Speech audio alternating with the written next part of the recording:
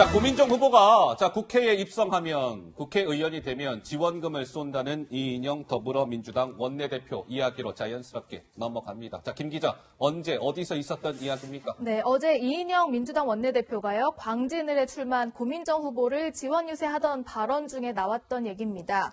고민정 후보를 찍는 대가로 무언가를 약속을 했는데요. 이 대가의 이 약속은 최근 몇 개월간 국민들이 겪었던 고통과도 연관이 되어 있습니다. 직접 들어보시죠. 고민정 후보 당선시켜주시면 저와 더불어민주당은 100% 국민 모두에게 긴급재난지원금을 드리기 위해서 전력을 다하겠다는 약속을 드립니다. 고민정 후보가 당선되면 누가 제일 기뻐하실까요? 광진구민 여러분이 제일 기뻐하실 거고요. 그 다음에는 문재인 대통령 기뻐하시지 않겠어요? 지난 4년 동안 광진구에서 파란색 4바퀴 달고 자동차가 잘 달려왔는데 갑자기 어디서 튀어나와서 빨간 바퀴가 자기가 거기에 들어오겠다고 하면 놔주실 건가요? 4월 15일 정답은 고민정입니다. 고민정 후보를 뽑는 대가로 코로나19 관련 재난지원금을 노력하겠다 이렇게 얘기한 건데요. 상대당 오세훈 후보는 국민 세금이 여당 원내대표 마음대로 주는 선물 보따리입니까? 강하게 항의했고요. 박형준 공동선대위원장은 고민정 당선 시 재난지원금을 준다고요? 국모 하사금입니까? 라고 비판했습니다. 고민정이 당선이 되면 전 국민의 재난지원금 뒤집어 보면 그러면 고민정 후보 서울 광진을에서 떨어지면 재난지원금 안 주실 겁니까? 국민 세금이 이인영 원내대표 돈입니까? 국민 세금 가지고 지금 흥정하십니까? 우리 이석우 평론가는 이런 일각의 주장에 대해서 어떻게 생각하세요? 조금 제가 심하게 표현하면 재난지원금 파리, 예. 또 대통령 파리, 이를 지금 선거에 동원하고 있는 것인데요. 예. 지금 여당에서 하고 있는 이 캠페인을 국민들이 잘 분석해서 봐야 됩니다. 국난 극복 캠페인을 지금 이야기를 하는데, 국난 극복이라는 게 두 가지로 볼 수 있죠. 하나는 코로나를 극복하자는 것, 또 하나는 민생 경제를 극복하자는 것, 두 개가 될 텐데, 예. 코로나 극복 부분은 아시는 대로 의료진이라든지 국민이라든지 우리가 오랜 수십 년에 걸친 의료체계, 방역체계, 국민들의 성숙한 의식, 이런 것들이 전부 뒷받침돼서 이번에 총체적으로 나온 것이지, 특정 정권, 특정 대통령 때문에 이게 발휘된 게 아닙니다. 그러니까 이거는 앞으로도 저절로 코로나 극복은 이대로 가면 잘 되는 건데, 거기서 유일하게 우리가 투명성 있게 잘 했다 그러는데, 그건 우리 사회 구조지 외국의 유럽은 개인주의가 강하기 때문에 그런 것이거든요. 예. 그게 꼭 우리의 장점도 아닙니다. 그거는 이 정권이 아니도 되는 겁니다. 그다음에 국난 민생경제 극복, 민생경제 극복은 지난 3년의 국정 운영을 한번 보시면 과연 앞으로 잘 될 수 있는가, 이렇게 나눠서 분리해서 봐야 되겠다, 저는. 이인영 원내대표의 발언에 대해서는 어떻게 생각하세요? 고민정이 당선되면 재난지원금을 전 국민에게 드리겠습니다. 예. 그거는 옛날에 우리 선거할 때 고무신 선거, 예. 뭐 주고 하는 거 있죠. 뭐 그거의 기본적인 성격이고, 그것을 또 대통령하고 연결해서 대통령이 이렇게 준다. 대통령의 지금 어쨌든 지지율이 높다. 그 지지율이 높은 게 지금 일시적인 어떤 여러 가지 여론조사의 어떤 좀 편향성 문제도 있긴 있는데, 어쨌든 그걸 팔아가지고 여기다가 모든 것을 다 집어넣어서 지금 승리하려고 하는 것인데, 본질을 봐야 된다. 예, 알겠습니다. 자, 그러면 이인영 더불어민주당 원내대표가 어제 고민정 후보를 응원한다라고 하면서 전 국민의 재난지원금, 고민정이 당선되면 이 발언이 지금 논란을 빚고 있고요. 이번에는 저 세종으로 한번 내려가 봅니다. 더불어민주당의 세종갑 후보가 있습니다.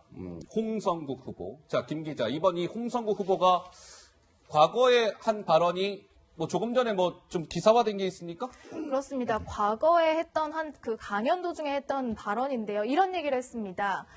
세금도 많이 내고, 그러니까 그 피라미드 상의, 인구 구조 피라미드 상의 중장년층에 대한 얘기입니다. 세금도 많이 내고, 이 사람들 국민연금도 많이 되고, 2차도 많이 가고, 바람 피는 사람들도 제일 많습니다. 경제에 굉장히 도움이 된다.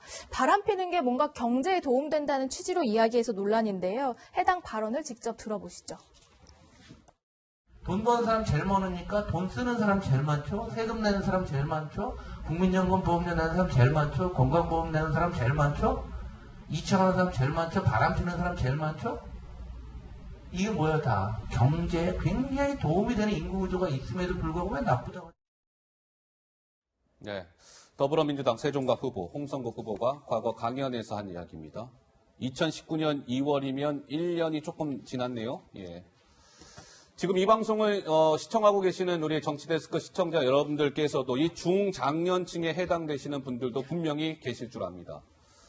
그런데 홍성국 후보는 이 중장년층을 가리키면서 세금도 많이 내시고 국민연금도 많이 내고 술자리 하시면 2차도 많이 가시고 또 바람들도 많이 피세요. 바람 피는 사람들도 제일 많아서 대한민국 경제에 굉장히 도움이 됩니다.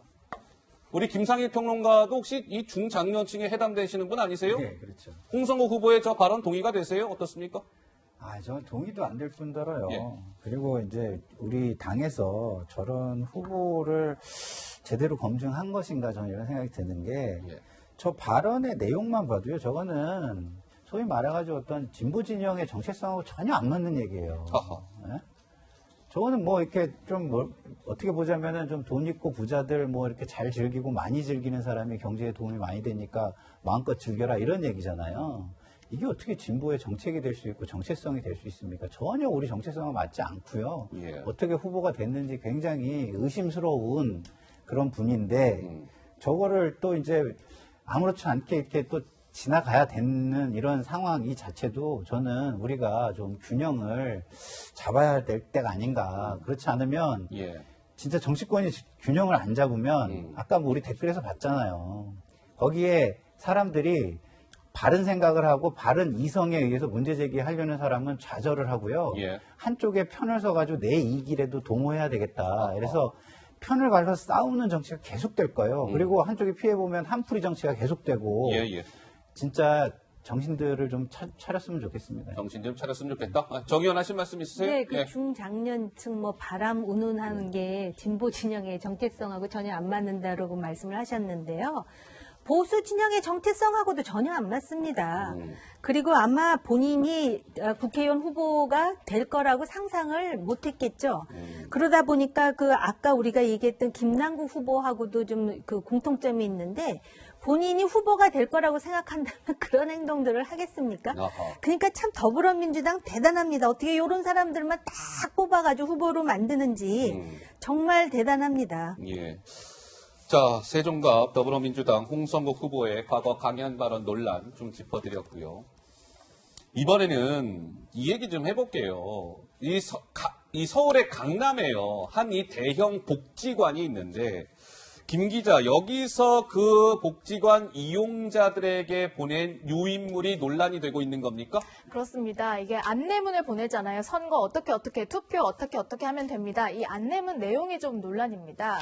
말씀하신 대로 이제 서울 강남구 소재의 한 복지관인데 지난 10일 오전에 시설 이용자들에게 배포를 한 유인물 내용 중에 이런 말이 있습니다. 사전 투표를 안내하면서 5번째 기표소에 들어가서서 도장을 1번만 찍으세요. 어허. 이게 때에 따라서는 도장을 2번 말고 1번만 찍으라 이런 말이 될 수도 있지만 저게 글자만 보면요. 1번에 찍으라는 것처럼 읽히기 때문에 지금 논란이 되고 있습니다. 더불어민주당이 1번이죠? 그렇습니다. 예. 자, 그런데 한번 좀 크게 한번 보시죠. 저 서울의 그 대형 복지관 이용자들에게 4월 10일 사전투표가 시작되는 날 그 이용자들에게 보낸 유인물에 있는 5번 항목에 있는 내용. 기표소에 들어가서 도장을 이거 어떻게 우리 이서구 평론가 한번 읽어보시겠어요? 기표소에 들어가서 도장을 저거 어떻게 읽으세요? 1번만 찍으세요. 정 의원님 혹시 저거 어떻게 읽으세요? 글쎄 1번인데요. 네. 저거 자. 하면 비례대표는 민생당이 제일 위에 있으니까 유리한 거 아니에요? 갑자기 그 생각이 들었습니다. 자, 보세요. 기표소에 들어가서 도장을 저걸 누구나 읽을 때는 1번만 이렇게 이제 한 읽히는 번이라고 거예요. 읽는 사람은 없죠. 자, 그래픽 넘겨주세요. 자, 강남구 소재 근데 그 복지관 관계자는 이렇게 설명을 합니다. 도장을 여러 번 찍지 말고요. 한 번만 찍으라는 의미에서 한글이 아닌 숫자로 저 1번만 찍으라고 썼는데 아하, 좀 오해의 소지가 있었던 것 같네요. 인정은 합니다. 강남구청 관계자 한글을 이해하지 못할까봐 그러니까는 한 번이라고 쓰면 이 한글을 이해하지 못할까봐 숫자로 보냈다는데 당장 수정해서 다시 보내기로 했습니다. 그럼 앞뒤 말은 어떻게 이해를 할까요? 그러니까요. 예. 앞뒤 글자 더더더더더더더 저한테 질문을 하시면 제가 좀 답변을 드리기가 좀 곤란합니다. 제가 한 것이 아니기 때문에요. 자, 어찌됐건 이게 우리 김상희 평론가 보시기에는 오해의 소지가 충분히 있어 보입니까? 어떻습니까? 오해 소지가 아니라 저거는 뭐 분명한 거죠. 저거는 분명한 어떻게 것이다. 저걸 한 번으로 읽어요? 그건 더불어민주당 찍으라는 소리로 읽힐 수 있는 것이다. 아니, 저는 뭐, 제가 볼 때는 너무, 저거는 뭐, 100명한테 물어봐도 뭔가 이렇게 성향이 굉장히 강해가지고 억지로 그 편을 들어주려는 사람 외에는 예. 저거는 당연히 1번 찍으라는 얘기로 들리는 거 아닌가요?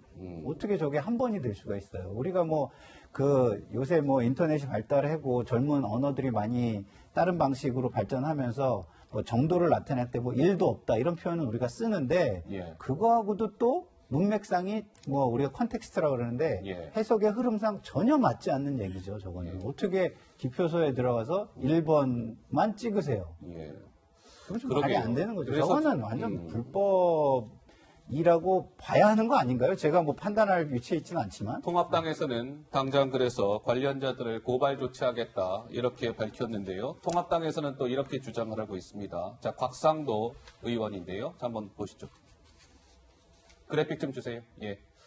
자, 매우 교묘한 관건 선거입니다. 이 복지관은 서울시가 90%, 강남구청이 10% 운영비를 지원하고 있는 복지관이에요. 서울시장이 누구죠? 박원순이죠. 그리고 강남구청장은 누굴까요? 모두 이게 민주당 소속 아니겠습니까?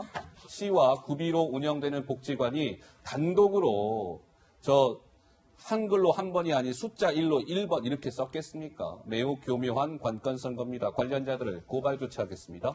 통합당은 이렇게 반발하고 나섰습니다. 자, 글쎄요. 투표의 이 결과에 어떤 영향을 미칠지 지켜봐야 될 것 같습니다.